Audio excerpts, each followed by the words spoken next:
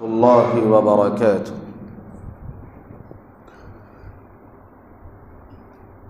إن الحمد لله على إحسانه، والشكر له على توفيقه وامتنانه. أشهد أن لا إله إلا الله وحده لا شريك له تعظيما لشأنه، وأشهد أن محمدًا عبده ورسوله الداعي إلى رضوانه. أما بعد، فإن خير الحديث كتاب الله، هو خير الهدي هدي محمد صلى الله عليه وسلم، وشر الأمور محدثاتها، وكل محدثة بدعة، وكل بدعة ضلالة، وكل ضلالة في النار. فأعوذ بالله السميع العليم من الشيطان الرجيم، من همزه ونفخه ونفثه. يا أيها الذين آمنوا اتقوا الله حق تقاته ولا تموتن إلا وأنتم مسلمون. يا أيها الناس اتقوا ربكم الذي خلقكم من نفس واحدة، وخلق منها زوجها، وبث منهما رجالا كثيرا ونساء، واتقوا الله الذي تساءلون به والأرحام، إن الله كان عليكم رقيبا. يا أيها الذين آمنوا اتقوا الله وقولوا قولا سديدا يصلح لكم أعمالكم ويغفر لكم ذنوبكم، ومن يطع الله ورسوله فقد فاز فوزا عظيما. قال الله تبارك وتعالى في كلام المجيد: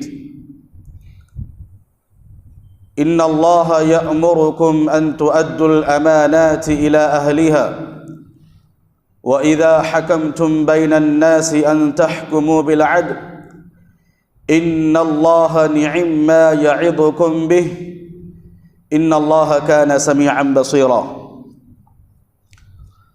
ہر قسم کی تعریف، حمد و ثنا، کبریائی، بڑائی، بزرگی و برتری، جاہ و جلال، عز و شرف اس اکیلے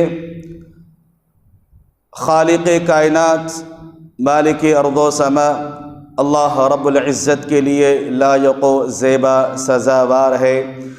رب العالمین کا جتنا بھی شکر بجا لائے بہت کم ہے۔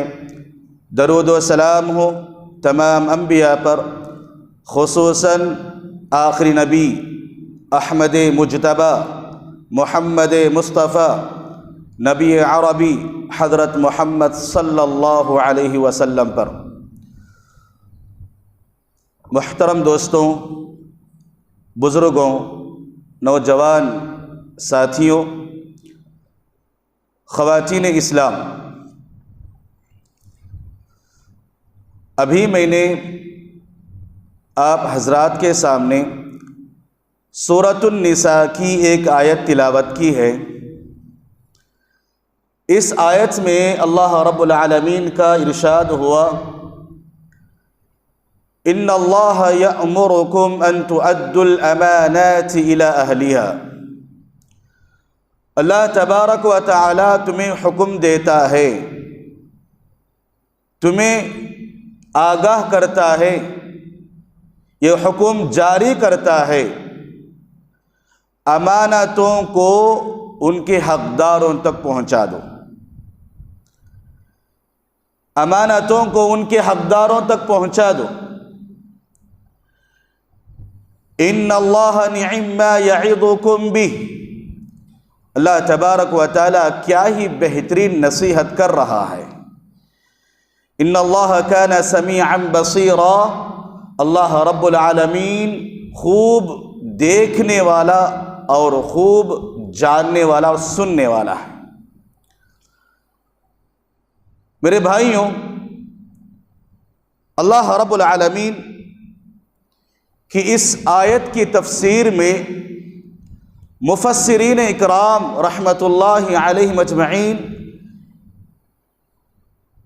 اس کے شان نزول کے حوالے سے لکھتے ہیں، اللہ کے نبی جناب محمد الرسول اللہ صلی اللہ علیہ وسلم فتح مکہ کے وقت کعبۃ اللہ کے اندر جب داخل ہو رہے تھے، کعبۃ اللہ کے اندر داخل ہو کر خانہ کعبہ کا دروازہ کھولنے کے لیے عثمان بن طلحہ رضی اللہ عنہ سے چابیاں مانگی۔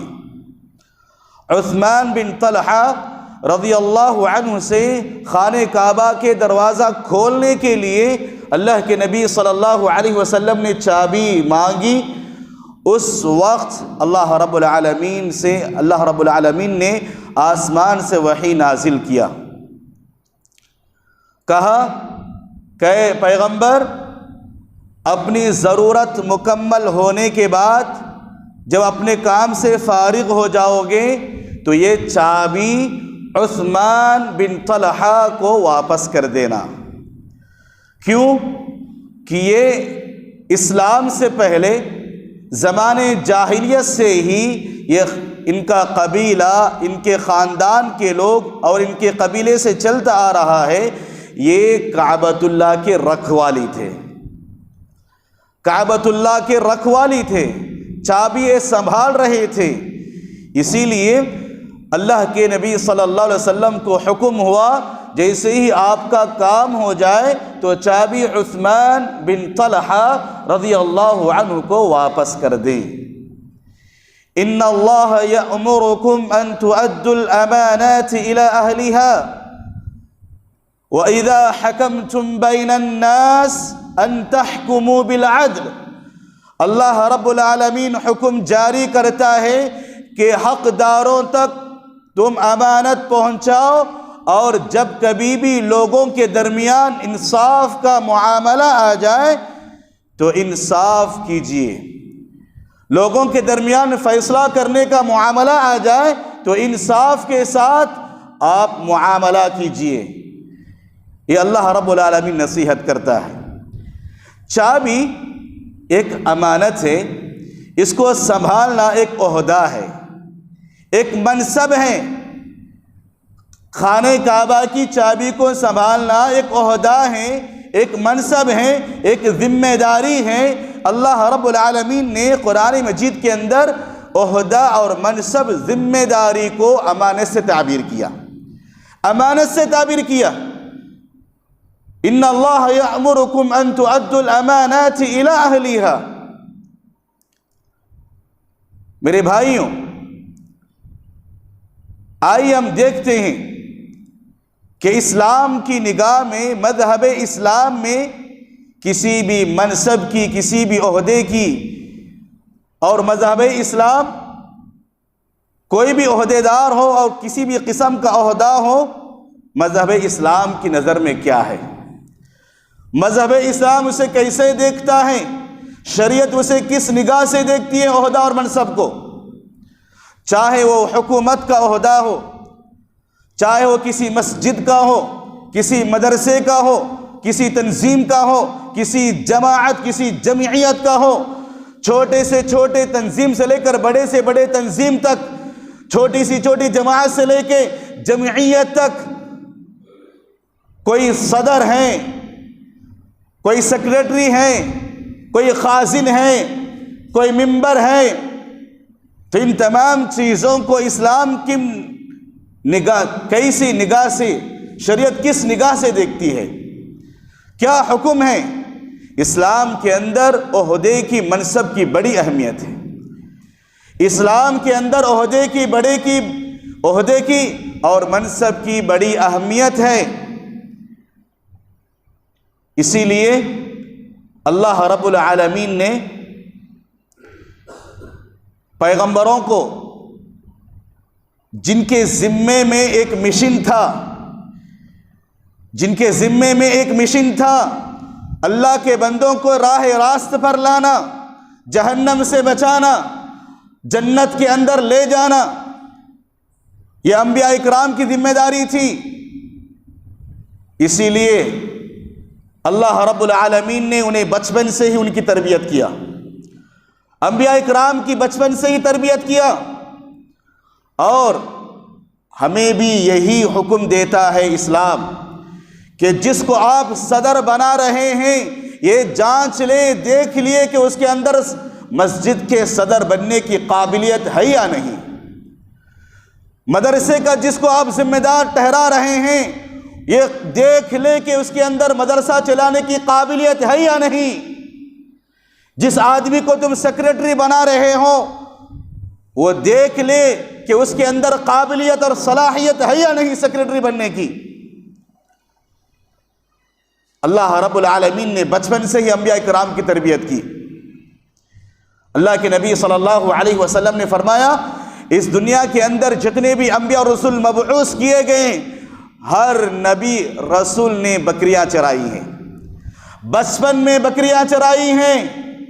اللہ رب العالمین نے انبیاء کرام کیوں کہ آگے چل کر یہ آدمی یہ بشر لوگوں کی قیادت کرنی ہے، لوگوں کا ذمہ دار بنے گا، لوگوں کو اللہ رب العالمین کی طرف بلائے گا، ایک عہدہ اور ایک منصب پر فائز ہو جائے گا۔ اسی لیے اللہ رب العالمین نے بکریاں چرانے کا حکم دیا۔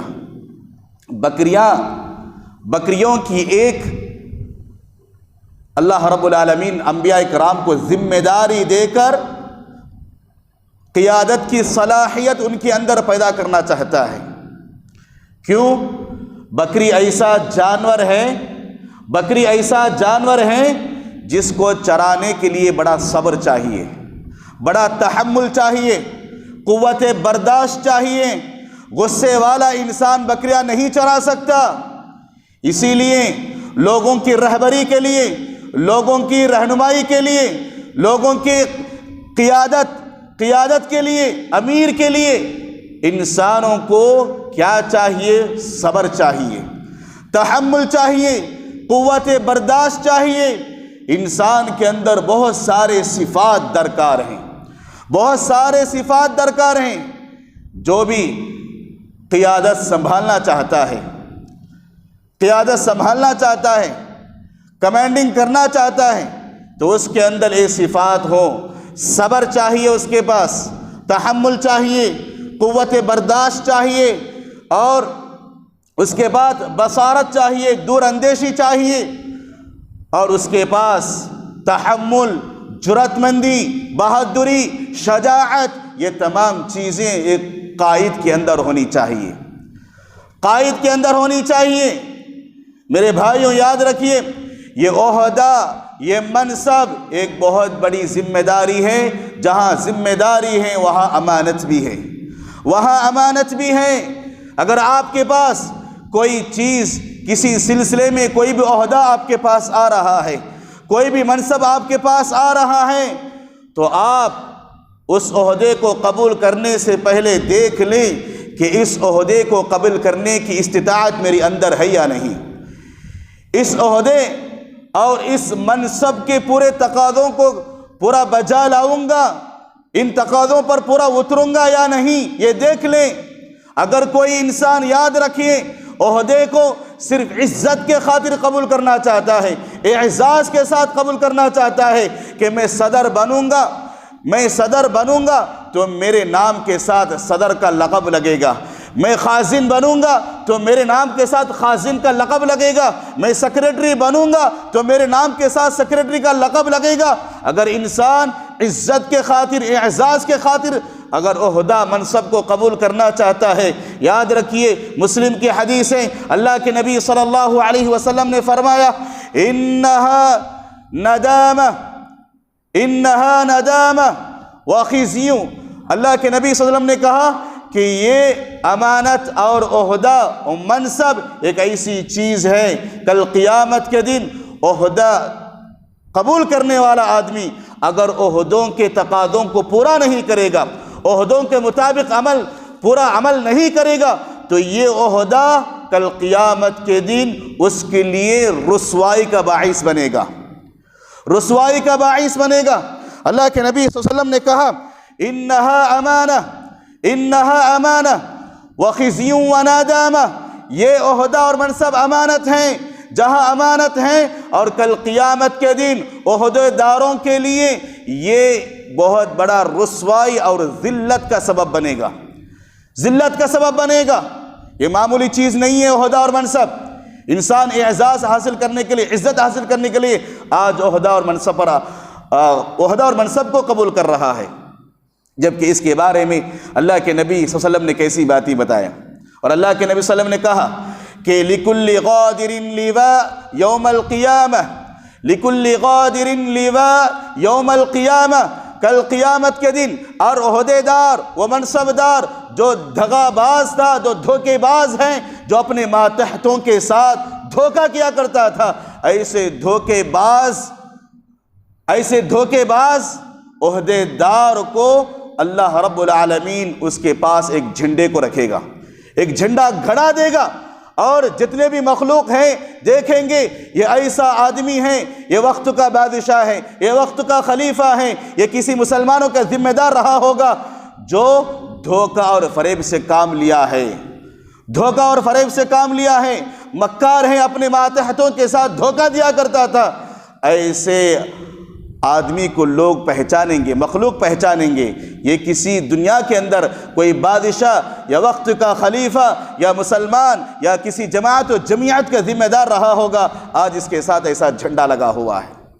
میرے بھائیوں یاد رکھیے یہ امانت ہے، بہت بڑی امانت ہے۔ اللہ کے نبی صلی اللہ علیہ وسلم نے امت کو آگاہ کیا۔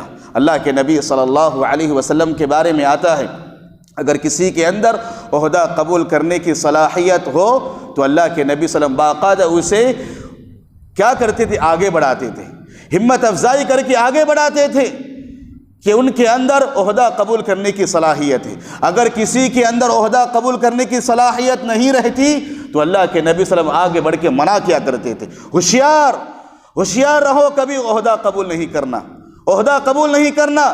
یہ اللہ کے نبی صلی اللہ علیہ وسلم کی تعلیمات ہیں۔ میرے بھائیوں دیکھیے ابو ذر غفاری رضی اللہ عنہ کے بارے میں آتا ہے۔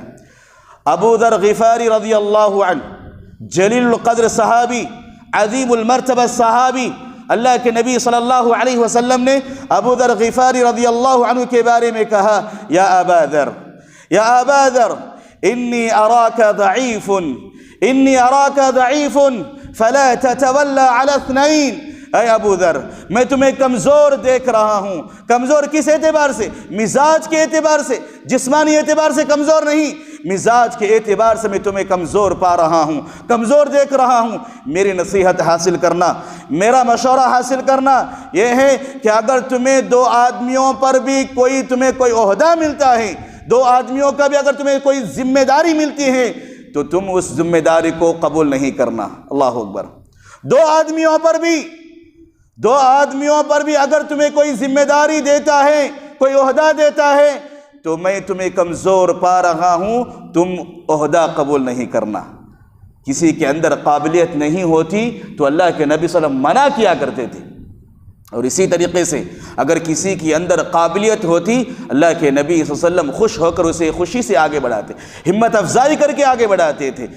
اللہ کے نبی صلی اللہ علیہ وسلم کے پیارے ساتھی ابو بکر صدیق رضی اللہ عنہ کو دیکھ لیجئے، ابو بکر صدیق رضی اللہ عنہ کو دیکھ لیجئے۔ اللہ کے نبی صلی اللہ علیہ وسلم بیماری کی حالت میں انہیں امامت کے لیے آگے بڑھایا، مصلی پہ آگے بڑھایا، اور مصلی پہ امامت کا منصب دے کر، یہ عہدہ دے کر اللہ کے نبی صلی اللہ علیہ وسلم نے یہ بتایا میری وفات کے بعد خلیفہ اور خلافت سنبھالنے کی کوئی ذمہ داری اگر کسی کو ہوتی، اگر کوئی شخصیت ہوتی، وہ ابو بکر صدیق رضی اللہ عنہ کی شخصیت ہوگی۔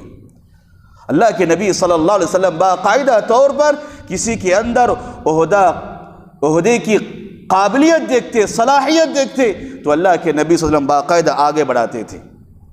میرے بھائیوں سب سے بڑی چیز یہ ہے عہدہ منصب کے لیے اسلام کا قانون، شریعت کا قانون، اسلامی تعلیمات کیا کہتے ہیں یہ بھی دیکھنا ضروری ہے۔ کوئی آدمی کسی عہدے پر فائز ہونا چاہتا ہے، کسی منصب پر فائز ہونا چاہتا ہے، کوئی عہدہ قبول کرنا چاہتا ہے، شریعت کا کیا اصول ہیں، شریعت کا کیا قانون ہے، اسلامی تعلیمات کیا بتا رہے ہیں، یہ دیکھنا ضروری ہے۔ شریعت یہ کہتی ہے، اسلام یہ کہتا ہے کہ مانگنے والے کو کبھی عہدہ مت دو، مانگ کر لینے والے کو کبھی عہدہ مت دو۔ جو آدمی یہ کہتا ہے کہ مجھے مسجد کا صدر بناؤ، مجھے ناظم بناؤ، مجھے سیکریٹری بناؤ، مجھے جماعت و جمعیت کا صدر بناؤ، امیر بناؤ، اگر کوئی آدمی پوچھ کر صدر بنتا ہے، عہدہ مانگتا ہے، پوچھ کر منصب حاصل کرتا ہے، تو مانگنے والے کو کبھی عہدہ مت دو۔ یہ شریعت کی تعلیمات ہیں، شریعت کا قانون ہے۔ حضرت عبد الرحمن بن سمرہ رضی اللہ عنہ، اللہ کے نبی صلی اللہ علیہ وسلم نے کہا یا عبد الرحمن لا تسأل الامارہ، یا عبد الرحمن لا تسأل الامارہ فإنك إن أعطيتها عن مسألة وكلت إليها فإنك إن أعطيتها عن غير مسألة أعنت عليها۔ اللہ اکبر۔ اے عبد الرحمن، یاد رکھو، اس بات کو یاد رکھو، اگر تم کوئی بھی عہدہ مانگ کر لیتے ہو، کوئی بھی عہدہ پوچھ کر لیتے ہو، تو دیکھو اللہ رب العالمین تمہیں اس عہدے پر مسلط کر دے گا، تمہیں کیا کر دے گا؟ اس عہدے پر مسلط کرے گا، اور اللہ رب العالمین وہاں سے ہٹ جائے گا۔ اگر تم مانگ کر عہدہ لیتے ہو تو اللہ رب العالمین کی طرف سے کوئی مدد نہیں رہے گی، لوگوں کی کوئی مدد نہیں رہے گی اگر تم مانگ کر عہدہ لیتے ہو۔ عہدہ خود چل کر تمہارے پاس آ رہا ہے، تم خود عہدے کے لائق ہو، عہدہ چل کر تمہارے پاس آ رہا ہے، قبول کرنے کی صلاحیت تمہارے اندر ہے، طاقت ہے، استطاعت ہے، اخلاص کے ساتھ تم دین کی، اسلام کی، عوام کی، لوگوں کی، انسانیت کی خدمت کرنا چاہتے ہو، تو آپ الحمدللہ قبول کیجئے۔ خود عہدہ چل کر تمہارے پاس آ رہا ہے، قبول کیجئے۔ ایسے وقت اللہ رب العالمین کی مدد شامل حال رہے گی، لوگوں کی مدد رہے گی۔ اللہ اکبر۔ آج کتنے ایسے ذمہ دار ہیں، کتنے ایسے ذمہ دار ہیں، پتہ ہی نہیں چلتا لوگوں کو وہ اس ضلع کا ذمہ دار ہے، اس جماعت کا ذمہ دار ہے۔ وجہ کیا ہے؟ یہی حال ہے کہ میں صدر بننا چاہتا ہوں، مجھے عہدہ دیجئے۔ مانگ کر لینے والے کو کبھی اللہ کی مدد نہیں رہتی۔ جہاں اللہ کی مدد نہیں رہے گی وہاں لوگوں کی مدد نہیں رہے گی۔ عہدہ، منصب لوگوں کے لیے ایک معمولی سی چیز ہو گئی ہے۔ یاد رکھیے میرے بھائیوں، اللہ کے نبی صلی اللہ علیہ وسلم نے سخت منع کیا ہے عہدے سے، منصب سے۔ یہ اللہ رب العالمین کی طرف سے ایک بہت بڑی امانت ہے میرے بھائیوں۔ حضرت ابو موسیٰ اشعری رضی اللہ عنہ کے بارے میں آتا ہے، ابو موسیٰ اشعری رضی اللہ عنہ فرماتے ہیں، میں ایک مرتبہ اللہ کے نبی صلی اللہ علیہ وسلم کی خدمت میں گیا تو میرے ساتھ دو لوگ تھے۔ اللہ کے نبی صلی اللہ علیہ وسلم سے بات چیت کرتے ہوئے کہنے لگے، اللہ کے نبی آپ کے پاس بہت سارا کام ہے اور آپ نے مختلف لوگوں کو مختلف منصوبوں پر مختلف عہدے آپ نے دیے ہیں، جیسے صدقہ کرنے، عاملین صدقہ ہے، صدقہ وصول کرنے والے پہنچتے ہیں، آپ ہمیں بھی کسی کام کے لیے یوز کیجئے، آپ کیا کیجئے، ہمیں بھی کوئی عہدہ دیجئے، کوئی منصب دیجئے۔ اللہ اکبر۔ اللہ کے نبی صلی اللہ علیہ وسلم نے کہا، کیا کہا؟ اللہ کے نبی صلی اللہ علیہ وسلم نے کہا، اِنَّا لَا نُوَلِّيَ هَذَا الْأَمْرَ مَنْ سَأَلَهُ، اِنَّا لَا نُوَلِّيَ هَذَا الْأَمْرَ مَنْ سَأَلَهُ۔ دراصل بات یہ ہے کہ جو کوئی شخص آگے بڑھ کر عہدہ اور منصب پوچھتا ہے، یہ ہماری عادت نہیں ہے کہ اسے عہدہ اور منصب دے، یہ ہماری عادت نہیں ہے۔ کوئی شخص آگے بڑھ کر عہدہ اور منصب پوچھتا ہے تو ہم اسے عہدے سے نہیں نوازتے ہیں۔ یہ اللہ کے نبی صلی اللہ علیہ وسلم نے انہیں عہدہ دینے سے منع کیا، عہدہ نہیں دیا۔ آج لوگ مانگ کر عہدہ، آدمی اس کے پاس قابلیت نہیں ہے، صلاحیت نہیں ہے، بس عہدے کے آڑ میں عہدے کو سامنے رکھ کر اپنا دنیا سنوارنا چاہتا ہے، گھر بسانا چاہتا ہے، دکان چلانا چاہتا ہے۔ آج پوری دنیا کے اندر، بلکہ ہندوستان کے کئی جگہوں پر میں کہوں کوئی مبالغہ نہیں ہوگا، لوگ ذمہ دار بن کر عہدہ قبول کر کے، منصب قبول کر کے یہی سب کچھ کر رہے ہیں، یہی سب کچھ کر رہے ہیں۔ اللہ اکبر۔ اللہ رب العالمین کے ہاں ان کا کیا جواب رہے گا؟ میدان محشر میں کھڑے ہو کر اللہ رب العالمین کو کیسے جواب دیں گے؟ اللہ کے نبی صلی اللہ علیہ وسلم نے ان دو آدمیوں سے کہا کہ مانگ کر جو عہدہ لیتا ہے ہم اسے عہدہ نہیں دیتے ہیں۔ میرے بھائیوں، اسی طریقے سے ایک مسئلہ علماء اکرام یہ بتاتے ہیں کہ حضرت یوسف علیہ السلام کی زندگی میں ہمیں ایک نصیحت، ایک سبق یہ ملتا ہے کہ کبھی کبھار عہدہ مانگ کر لے سکتے ہیں۔ شریعت کے اندر اس کی گنجائش ہے، اجازت ہے، کبھی کبھار آپ عہدہ، منصب، ذمہ داری مانگ کر لے سکتے ہیں۔ حضرت یوسف علیہ السلام کی زندگی میں دیکھیے، حضرت یوسف علیہ السلام نے بادشاہ وقت سے مانگ کر عہدہ لیا تھا، اجعلنی علی خزائن الارض، اجعلنی علی خزائن الارض۔ کیوں کہ اگر آپ اس وقت اگر آپ مانگ کر عہدہ نہیں لیں گے تو آپ کو پتہ ہے اگر اس جگہ میرا اگر شمار نہیں ہوگا، میں عہدے پر نہیں رہوں گا، تو اس عہدے پر ایسے نالائق قسم کے لوگ آ جائیں گے، ایسے برے قسم کے لوگ آ جائیں گے، امانت میں خیانت کرنے والے فائز ہو جائیں گے، مکار لوگ فائز ہو جائیں گے، چوری کرنے والے لوگ فائز ہو جائیں گے۔ ایسے لوگوں کے درمیان اگر آپ ایک معتبر آدمی ہیں، لوگ آپ کی طرف اشارہ کرتے ہیں، تو آپ وہاں پر جا کر ان لوگوں کے شر سے بچانے کے لیے آپ عہدہ مانگ سکتے ہیں۔ دیکھیے حضرت یوسف علیہ السلام نے خواب دیکھا، اور خواب کی تعبیر بھی حضرت یوسف علیہ السلام نے بتائی۔ کیوں؟ خواب میں کیا دیکھا کہ مصر میں آنے والے سالوں میں قحط مسلط ہونے والا ہے، اسی لیے قحط کے زمانے میں، قحط سالی میں جو اہم عہدہ ہوتا ہے یہ وزیر خزانہ ہوتا ہے، فائنانس منسٹر کا اہم عہدہ ہوتا ہے۔ اسی لیے حضرت یوسف علیہ السلام نے مانگ کر عہدہ لیا، اجعلنی علی خزائن الارض، اے بادشاہ مملکت کے وزیر خزانہ مجھے بنا دیجئے، فائنانس منسٹر مجھے بنا دیجئے۔ اللہ اکبر! قحط سالی میں حضرت یوسف علیہ السلام نے کس طریقے سے خدمت کی، انسانیت کی کیسی خدمت کی؟ تو ایک طرف شریعت کی باتیں یہ بتاتی ہیں کہ جو آدمی مانگ کر عہدہ لیتا ہے اسے نہ دیں، لیکن جہاں شریر قسم کے لوگ فائز ہونے والے ہیں، اندیشہ ہے کہ قوم کو نقصان پہنچے گا، جماعت کو نقصان پہنچے گا، جمعیت کو نقصان پہنچے گا، تو وہاں پر شریف اور تقوی پرہیزگار انسان جا کر عہدہ سنبھال سکتا ہے، اس کی اجازت ہے۔ میرے بھائیوں، آئیے ہم دیکھتے ہیں صحابہ اکرام، اسلاف اکرام، تابعین، تابعین کے پاس عہدے کی کیا حیثیت تھی، عہدے سے کس طریقے سے محتاط رہتے تھے، عہدہ، منصب، ذمہ داری کو لے کر کس طریقے سے تڑپتے تھے، ان کی زندگیاں کیسی گزرتی تھی۔ اللہ اکبر! دیکھیے آپ کے سامنے حضرت عمر بن خطاب رضی اللہ عنہ کی زندگی کو دیکھ لیجئے۔ حضرت عمر بن خطاب رضی اللہ عنہ اس احساس کے ساتھ، تڑپ کے ساتھ جو ذمہ داری انہوں نے اٹھایا ہے، جو ذمہ داری ان کے کندھوں پر ڈالا گیا ہے، خلافت انہوں نے 10 سال تک سنبھال رکھا، 10 سال تک سنبھالے رہے۔ حضرت عمر بن خطاب رضی اللہ عنہ کی مثالیں آج دنیا بھی دیتی ہے، مسلمان تو مسلمان، غیر بھی عمر بن خطاب رضی اللہ عنہ کی رعایہ پروری اور ان کے عدل و انصاف کی مثالیں دیتی ہے۔ کیسا انصاف اور کیسے انہوں نے خلافت کو سنبھالا، کس طریقے سے ذمہ داری کو انہوں نے سنبھالا۔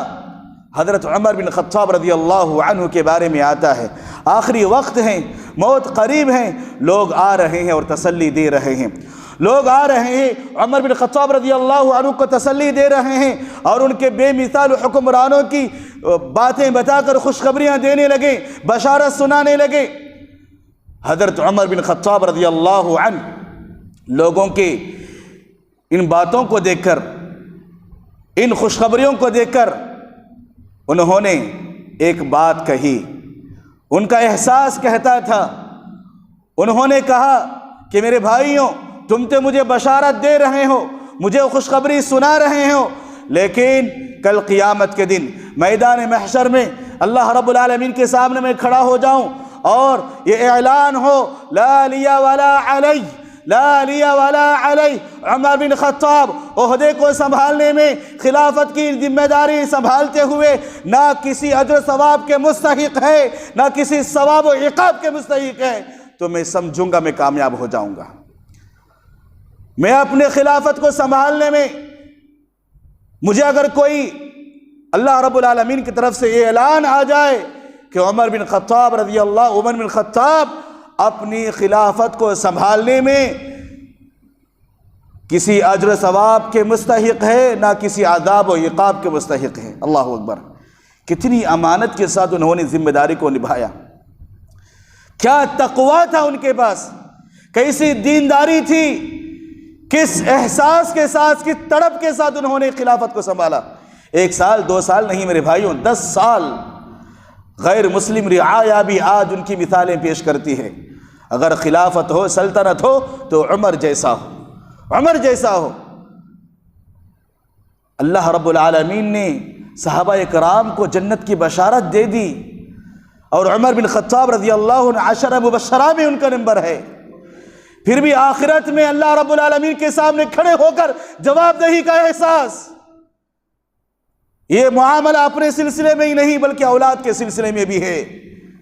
آج ہر کوئی آدمی یہ سمجھتا ہے نا، میں عہدے سے نکل جاؤں گا تو میرا بیٹا بنے گا، میرا بیٹا بنے گا تو میرا پوتا آئے گا، میرا پوتے کے بعد اس کا بیٹا آئے گا، اس کا لکڑ پوتا، اس طریقے سے سلسلہ چلتا رہنا چاہیے۔ یہ ہماری اپنی سوچ ہے، لیکن صحابہ کرام، اسلاف کرام کس طریقے سے عہدے کو سنبھالتے تھے، کیا احساس لے کر زندگی گزارتے تھے۔ رہی بات عمر بن خطاب رضی اللہ عنہ، مرض الموت میں، آخری وقت ہے، عمر بن خطاب رضی اللہ عنہ کے بعد بنے گا تو خلیفہ کون خلیفہ بنے گا، کرسی کون سنبھالے گا، عہدے پر منصب پر کون فائز رہے گا؟ لوگوں کے طرف سے نام آ رہا ہے عمر بن خطاب رضی اللہ عنہ کے بیٹے عبداللہ کا۔ عبداللہ بن عمر رضی اللہ عنہ کا نام آ رہا ہے۔ جیسے ہی عمر بن خطاب رضی اللہ عنہ کو پتہ چلا، عمر بن خطاب رضی اللہ عنہ نے سنا میرے بعد میرے بیٹے کا نام آ رہا ہے خلافت کے لیے، خلیفہ لوگ میرے بیٹے کا نام لے رہے ہیں خلیفہ بننے کے لیے۔ اللہ اکبر، عمر بن خطاب رضی اللہ عنہ تڑپ گئے۔ کیا احساس ہے، کیسی فکر کر رہی ہیں اپنی اولاد کی، وہ خود پریشان ہیں، میدان محشر میں میری کیا حال ہوگی، میں کیا جواب دوں گا۔ اور یہ بوجھ اور یہ ذمہ داری آج میرے اولاد کے ناتواں کندھوں پر آ رہا ہے۔ حضرت عمر بن خطاب رضی اللہ عنہ کو معلوم ہے کہ ان کے بیٹا اس کے لائق ہے، عہدے کے قابل ہے، خلیفے کے قابل ہے، پھر بھی اپنی اولاد کو عہدے سے دور رکھنا چاہتے ہیں، منصب سے دور رکھنا چاہتے ہیں۔ عہدہ اور منصب سے دور رکھنے کے لیے کیا جانتے ہیں آپ عمر بن خطاب رضی اللہ عنہ نے کیا کہا؟ جانتے ہیں آپ عمر بن خطاب رضی اللہ عنہ کی حیثیت کو گھٹانے کے لیے، اہمیت کو گھٹانے کے لیے لوگوں کے درمیان کیا کہا جانتے ہیں؟ لوگوں، جس آدمی کو اپنی بیوی کو طلاق دینے کا طریقہ نہیں معلوم، وہ خلافت کیسے سنبھالے گا؟ اپنی بیوی کو طلاق دینے کا طریقہ نہیں جانتا ہے، خلیفہ کیسا بنے گا، خلافت کیسے سنبھالے گا؟ اہمیت گھٹاتے ہوئے انہوں نے کہا۔ دراصل بات یہ ہے، عہد نبوت میں ایسی بات ہوئی کہ حالت حیض میں عمر بن خطاب، عبداللہ بن عمر رضی اللہ عنہ نے اپنے بیوی کو طلاق دے دیا۔ حالت حیض میں طلاق دینا منع ہے، اللہ کے نبی نے کہا جاؤ رجوع کرو۔ عمر بن خطاب رضی اللہ عنہ نے عبداللہ بن عمر اپنے بیٹے کی اہمیت کو گھٹا کر عہدے سے دور کر دیا تاکہ میدان محشر میں جواب دینا پڑے۔ یہ بہت بڑی چیز ہے۔ اسلاف اکرام، تابعین، تبع تابعین کس طریقے سے محتاط رہتے تھے عہدہ اور منصب سے۔ اللہ اکبر۔ اب اور ہم تاریخ کا مطالعہ کرتے ہیں، تاریخ کے اندر عمر بن عبدالعزیز رحمۃ اللہ علیہ کے بارے میں آتا ہے۔ عمر بن عبدالعزیز رحمۃ اللہ علیہ کے بارے میں کہا جاتا ہے کہ عہد اموی میں سلیمان بن عبد الملک بڑا اچھا خلیفہ تھا، اموی دور کا ایک حکمران ہے، ایک حاکم وقت تھا، بادشاہ تھا، اس کا نام ہے سلیمان بن عبد الملک۔ اچھا حکمران تھا اور لوگ اسے کہتے ہیں سلیمان مفتاح الخیر، سلیمان مفتاح الخیر، سلیمان خیر کی کنجی ہے، بھلائی کی کنجی ہے۔ اموی دور میں ایسا رواج تھا کہ جب بھائی کا دور ختم ہو جائے تو پھر اس کا دوسرا بھائی خلیفہ بنتا تھا۔ اموی دور کا ایک رواج، ان کے زمانے میں بھائی جب خلافت سے ہٹ جائے یا انتقال کر جائے تو بھائی خلیفہ بنتا تھا، یا کبھی کبھار باپ کے بعد بیٹا بنتا تھا۔ سلیمان بن عبد الملک یہ خلیفہ ہیں، اور ان کا ایک بھائی تھا ہشام بن عبد الملک۔ ہشام اپنی جگہ امیدوار تھا، ہشام اپنی جگہ یہ سمجھ رہا تھا کہ بھائی کا انتقال ہو جائے گا، بھائی گزر جائے گا، اس کے بعد مجھے ہی خلیفہ بننا ہے، مجھے ہی عہدہ ملے گا، میں ہی منصب پر قائم رہوں گا۔ بات یہ ہوئی سلیمان بن عبد الملک کے پاس ایک عالم دین، ایک بزرگ آئے، اور سلیمان بن عبد الملک رجا بن حیوہ، جن کا نام ہے رجا بن حیوہ رحمۃ اللہ علیہ سے اکثر مشورہ کیا کرتا تھا۔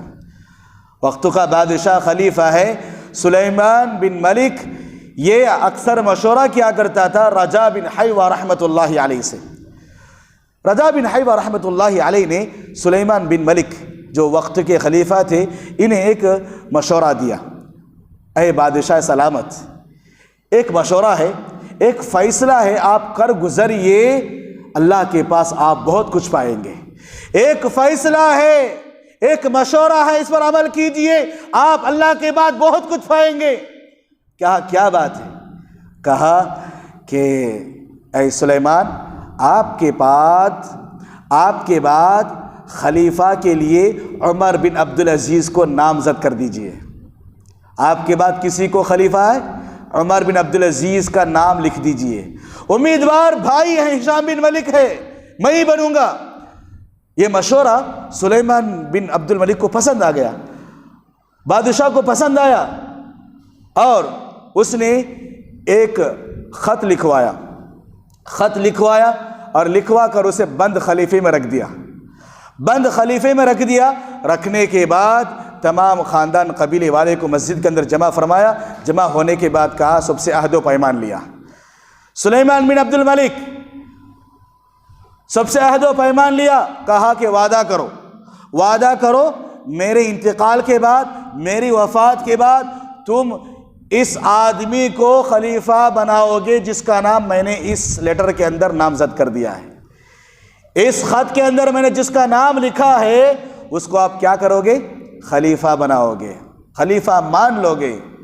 ہشام بن عبد الملک سمجھ رہا تھا کہ وہ میں ہی ہوں، بھائی سمجھ رہا تھا کہ وہ میں ہی ہوں لیٹر کے اندر، خط کے اندر۔ انتقال کے بعد مسجد کے اندر جمع ہو گئے، جمع ہونے کے بعد خط کھولا گیا اور خط پڑھا جا رہا ہے کہ میرے بعد بحیثیت خلیفہ اپنی جگہ عمر بن عبدالعزیز کو میں خلیفہ نامزد کرتا ہوں، عمر بن عبدالعزیز کو میں نے خلیفہ مقرر کیا ہے میرے بعد۔ سلیمان بن عبد الملک اس لیٹر کے اندر لکھ چلے گئے۔ اللہ اکبر، یہ اعلان سننا تھا۔ مسجد کے دونوں کناروں سے انا للہ و انا الیہ راجعون کے الفاظ کی آواز آئی۔ مسجد کے دونوں کناروں سے انا للہ و انا الیہ راجعون کی آواز گونجی۔ ایک آواز ہشام بن عبد الملک کی تھی، کس مقصد سے انا للہ پڑھ رہا تھا؟ خواب پر پانی پھیر گیا، جو تمنائیں تھی، جو آرزوئیں تھی خلیفہ بننے کی، پورا کا پورا پانی پھر گیا، کرسی ہاتھ سے نکل گئی، عہدہ منصب نکل گیا، ہاتھ سے چھوٹ گیا، اس لیے انا للہ پڑھ رہا تھا۔ اور دوسری انا للہ کی آواز خود عمر بن عبدالعزیز رحمۃ اللہ علیہ کی اس فکر کے ساتھ، اس احساس کے ساتھ پڑھ رہے تھے کہ یہ بوجھ میرے ناتواں کندھوں پر آ گرا، یہ بوجھ میرے کندھوں پر آ گرا۔ دونوں بھی انا للہ پڑھ رہے ہیں، دونوں کے انا للہ میں کتنا فرق ہے دیکھیے۔ ایک کرسی اپنی مفاد کے لیے وہ کرسی سنبھالنا چاہتا تھا، یہ اللہ اکبر آخرت کی فکر، آخرت کی تڑپ، اللہ رب العالمین کے دربار میں مجھے جواب دینا ہوگا، اس احساس کے ساتھ انا للہ پڑھ رہے تھے۔ کتنا محتاط تھے ہمارے اسلاف عہدہ اور منصب سے۔ اور مورخین نے لکھا ہے عمر بن عبدالعزیز رحمۃ اللہ علیہ نے ایسی خلافت کی، مملکت کے اندر جتنی بھی خرابیاں تھیں پورے خرابیوں کو درست کیا، اور ایسی خلافت علی منہاج النبوہ انہوں نے خلافت کو قائم کیا۔ لکھا مورخین نے خلفائے راشدین کے بعد پانچواں خلیفہ عمر بن عبدالعزیز رحمۃ اللہ علیہ۔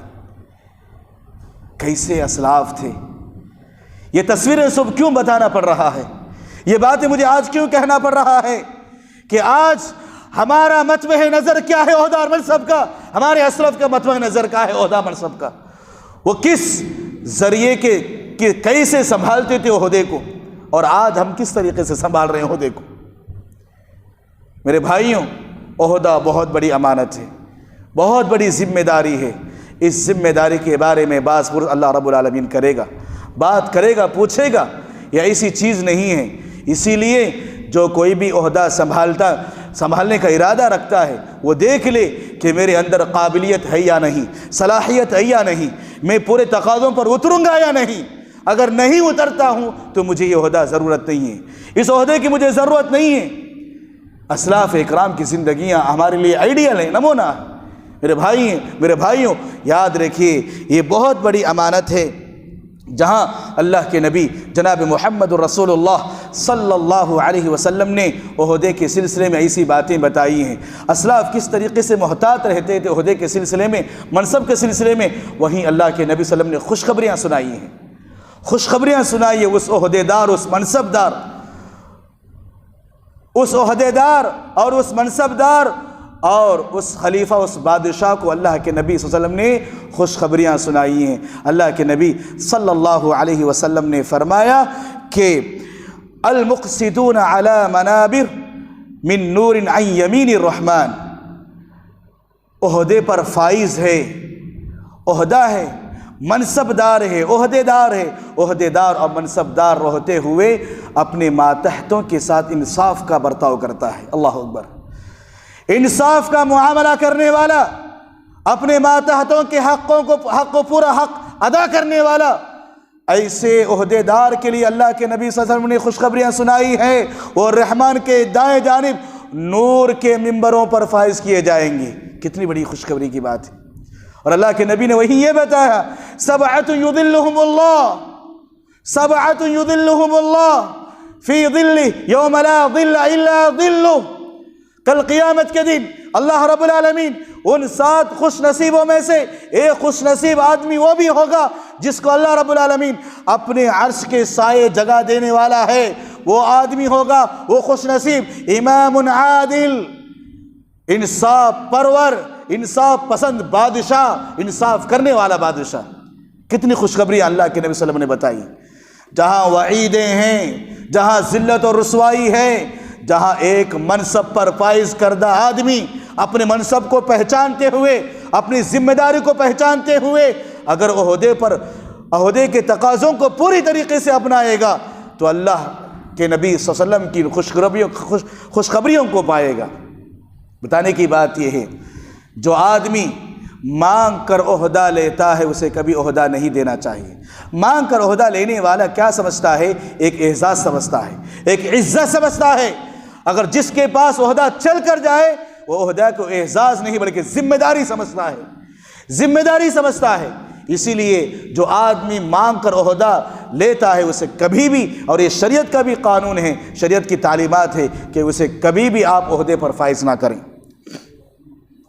میرے بھائیوں، عہدہ اور منصب کے حوالے سے میں چند باتیں بتانا چاہتا ہوں چاہے وہ کسی بھی عہدے پر فائز ہو، چاہے وہ جماعت و جمعیت کا ہو، مدرسے کا ہو، مسجد کا ہو، یا کسی تنظیم کا ہو، کسی ادارے کا ہو، اس کے اندر چند خصوصیات ہونی چاہیے، یہ صفات اس کے اندر پانی چاہیے۔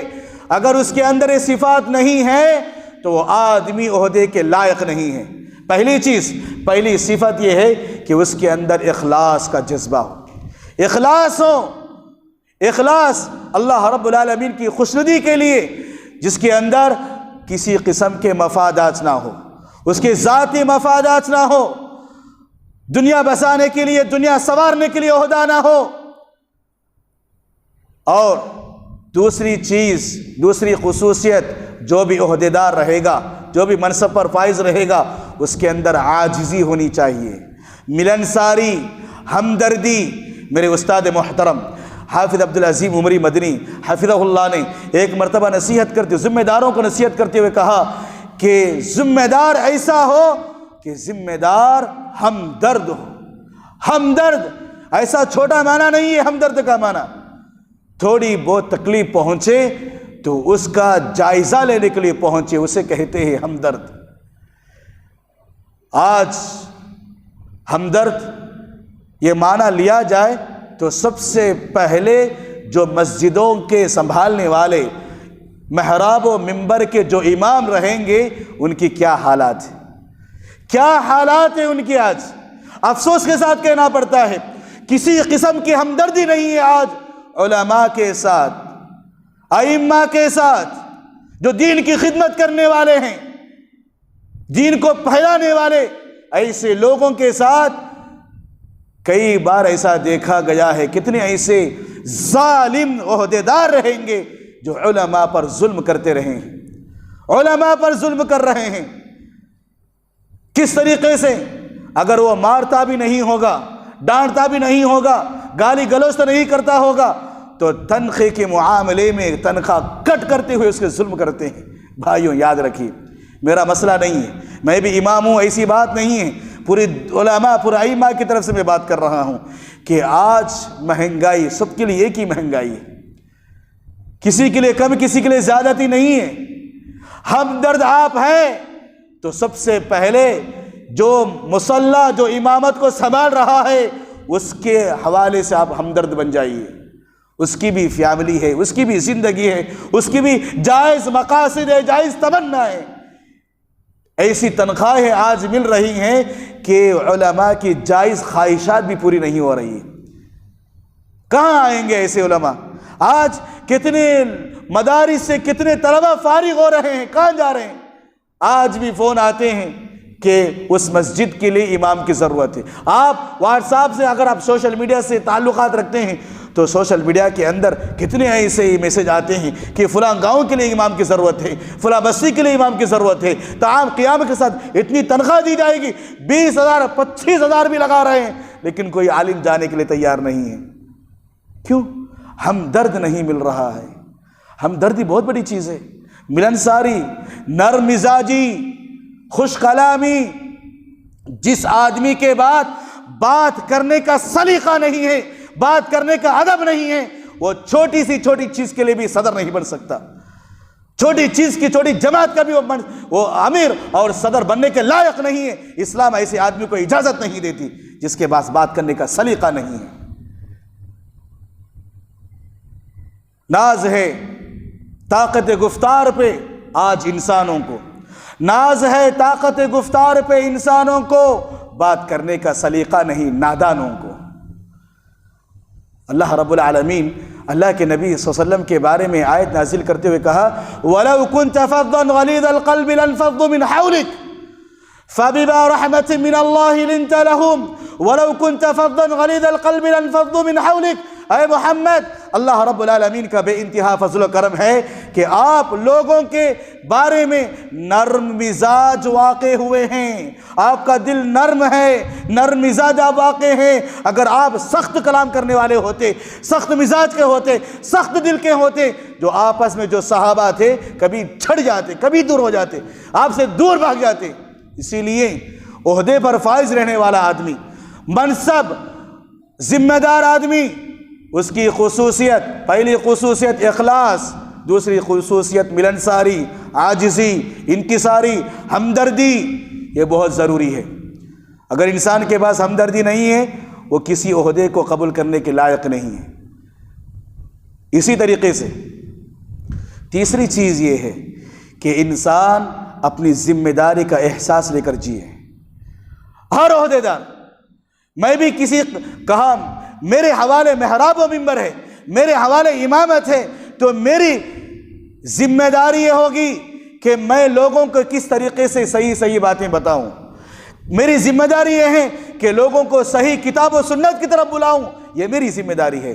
وہاں ہر آدمی، ہر صدر اس کی ذمہ داری کو پہچانے، ہر ناظم اس کی ذمہ داری کو پہچانے، ہر خازن اس کی ذمہ داری کو پہچانے۔ جماعت و جمعیت کا ذمہ دار اپنی ذمہ داری کو پہچان کر اس کی ذمہ داری کا احساس لے کر کام کریں۔ اگر ذمہ داری نہیں ہے، بس عزت کے خاطر میرے نام کے ساتھ صدر کا لقب لگے گا، میرے نام کے ساتھ سیکرٹری کا لقب لگے گا، اس لقب کے خاطر آتے ہیں تو یہ ذمہ داری دنیا میں بھی وبا بنے گی اور آخرت میں بھی آپ کے لیے پشیماں اور شرمندہ اٹھانے کا باعث بنے گا۔ معمولی چیز نہیں ہے میرے بھائی، یاد رکھیے یہ عہدہ و منصب اللہ رب العالمین کی طرف سے کسی آدمی کو ملتا ہے، یہ ذمہ داری ملتی ہے تو امانت ہے، امانت میں خیانت نہیں کرنا چاہیے، اپنی ذمہ داری کو پہچانے۔ بلکہ اللہ رب العالمین یہ کیسا احساس ہونا چاہیے۔ عمر بن خطاب رضی اللہ عنہ کے بارے میں بہت سارے کتابوں میں لکھنے والے کئی کتابوں میں لکھا ہے کہ عمر بن خطاب رضی اللہ عنہ کے بارے میں کس طریقے سے وہ احساس ذمہ داری کو کس طریقے سے لے کر اپنی زندگی گزارتے تھے، کیا احساس تھا، کیسا احساس تھا۔ مؤرخین نے لکھا ہے، عمر بن خطاب رضی اللہ عنہ کے اس قول کو لکھا ہے، واللہ لو عثرت بغلة في العراق واللہ لو عثرت بغلة في العراق لخشیت ان يسألني الله عز وجل لما لم يصلح لها الطريق يا عمر۔ کیا احساس، لو عثرت بغلة في العراق۔ عمر بن خطاب رضی اللہ عنہ کبھی کبھار کہا کرتے تھے میں مدینے میں ہوں، میرا دور ہے، میں خلیفہ وقت ہوں، میں مدینے میں ہوں، لیکن آج اس وقت عراق کے کسی سڑک پر چوٹ لگ کر اگر کوئی خچر کو چوٹ لگ جائے، کوئی کسی خچر کو زخم ہو جائے سڑک کی خرابی کی وجہ سے، میں مدینے میں ہوں، عراق کی بات کر رہا ہوں، وہاں سڑک خرابی کی وجہ سے سڑک کی درست نہ تھی، جس کی وجہ سے خچر جو گھوڑا اور گدھا اور گھوڑے کے درمیان کا والا جانور اگر اس خچر کو چوٹ پہنچ جائے تو مجھے ڈر ہے اللہ رب العالمین مجھے پوچھے گا لِمَ لَمْ يُصْلِحْ لَهَا الطَّرِيقَ یا عمر، تم نے عراق کی سڑکوں کو کیوں درست نہیں کیا۔ اللہ اکبر۔ جانوروں کے سلسلے میں ایسا احساس لے کر تڑپنے والے اسلاف، جانوروں کے سلسلے میں آج عہدے پر فائز ہے تو انسان گھمنڈی، غرور، تکبر، بلکہ ایسی نوبت آ گئی ہے کہ لوگ مار پیٹنے پر بھی چلے جا رہے ہیں، عہدے کو عہدے کو اپنے سامنے رکھ کر، عہدے کے غرور میں ملوث ہو کر۔ جانوروں کے سلسلے میں اس طریقے سے احتیاط برتنے والے عمر بن خطاب رضی اللہ عنہ، انسانوں کے بارے میں کیسی بات پوچھو گی، کس طریقے سے اللہ رب العالمین پوچھے گا، یہ چیز یاد رکھیے میرے بھائیوں۔ اگر آپ اپنی اس عہدہ اور منصب کے درمیان چاہے کسی بھی قسم کا عہدہ آپ لیے ہوئے ہیں، مسجد کے صدر ہو، مدرسے کے صدر ہو، جماعت و جمعیت کے صدر ہو، اسلام کا ایک قانون ہے، نظام قانون یہ ہے کہ اسلام کے اندر شورا ہے، نظام شورا اسلام کے اندر پایا جاتا ہے۔ ہر معاملہ مشورے کے تحت ہونا چاہیے، ہر مسئلے کو حل کرنے سے پہلے رائے مشورہ ہونا چاہیے۔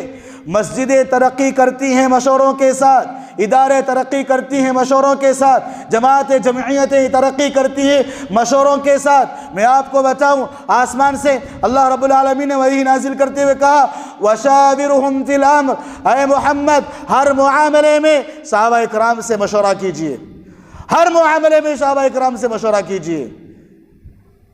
غور کرنے کی بات ہے، صبح شام اللہ کے نبی صلی اللہ علیہ وسلم پر وحی نازل ہوتی، وحی نازل ہو رہی ہے، وحی نازل ہوتی تھی۔ اللہ کے نبی صلی اللہ علیہ وسلم کے بارے میں اللہ کے نبی صلی اللہ علیہ وسلم کو کہا جا رہا ہے کہ ہر چھوٹے مسئلے میں، ہر بڑے مسئلے میں صحابہ کرام سے مشورہ کیجیے۔ تو اسلام کے اندر ڈکٹیٹرشپ، میں جو کہوں گا وہی چلے گا، میرا ہی چلے گا، میں ہی چلاؤں گا، ڈکٹیٹرشپ کی اسلام کے اندر کوئی گنجائش نہیں ہے۔ میں کہنے والے کی کوئی اجازت نہیں ہے اسلام کے اندر۔ ہر بڑے سے بڑے سے اور چھوٹے سے چھوٹے مسئلے میں بھی ہر انسان کو مشورے کے ساتھ آگے بڑھنا چاہیے۔ یہی مشورے انسان کو ترقی کرنے کے لیے آگے بڑھاتی ہیں، ترقی کرتے جاتا ہے۔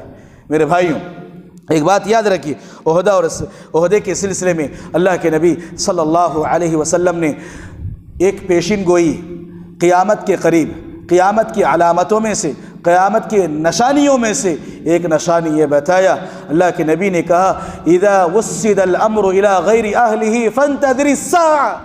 اللہ کے نبی نے کہا کہ جب عہدوں پر نالائق قسم کے لوگ فائز ہوں گے، جب عہدوں پر ایسے لوگ فائز ہوں گے، ایسے لوگ عہدوں پر آئیں گے جو اہل نہیں رکھتے، جو قابل نہیں ہیں، نالائق اور بدتمیز قسم کے لوگ جب فائز ہوں گے تو سمجھو قیامت قریب ہے، سمجھو قیامت قریب ہے۔ اس لیے کہ ہم قیامت کے قریب ہیں، ہم ایسے دور سے گزر رہے ہیں، یہ قیامت کے قریب کا منظر ہے، قیامت کے قریب کا دور ہے، اللہ کے نبی صلی اللہ علیہ وسلم نے بتایا۔ اور آج صورتحال دیکھ لیجئے، صورتحال دیکھ لیجئے، کس قسم کے لوگ عہدے پر فائز ہیں، کیسی لوگ عہدے پر فائز ہے اور عہدے کا ناجائز فائدہ اٹھا رہے ہیں۔ اللہ کے نبی نے بتایا عہدے پر جب نالائق قسم کے لوگ فائز ہو جائے تو سمجھو قیامت قریب ہے، قیامت قریب ہے۔ میرے بھائیوں، بتانے کی بات یہ ہے کہ جب کبھی بھی آپ عہدے کو سنبھالو گے، عہدہ سنبھالنے سے پہلے، عہدہ لینے سے پہلے جائزہ لیں کہ میرے اندر اس کی صلاحیت ہے یا نہیں، قابلیت ہے یا نہیں۔ اگر قابلیت ہے، صلاحیت ہے، عہدہ چل کر خود تمہارے پاس آتا ہے، لوگ تمہیں اشارہ کر رہے ہیں کہ اس کا مستحق وہی آدمی ہے، تو آپ کو عہدہ قبول کرنا چاہیے۔ اور میں لوگوں سے بتانا چاہتا ہوں کہ آپ ایسے آدمی کو عہدے پر لائیے، ایسے آدمی کو عہدے پر لائیے جو اللہ رب العالمین کا ڈر ہے، جس کے دل میں اللہ رب العالمین کا تقوی ہے، اللہ رب العالمین سے ڈرنے والا آدمی ہے۔ ایسے آدمی کو عہدے پر لائیے، ایسے آدمی پر عہدے پر لائیے۔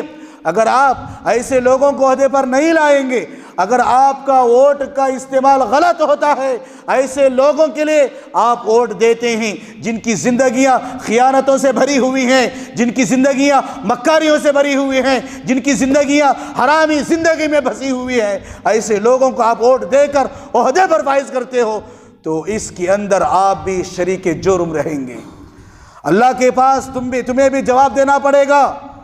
ایسے لوگوں کو ووٹ نہ دیجیے، ووٹ کا صحیح استعمال کیجیے۔ افسوس کے ساتھ کہنا پڑتا ہے، میں دنیا داری کی بات نہیں کروں گا، دنیا دار چھوڑ دیجیے۔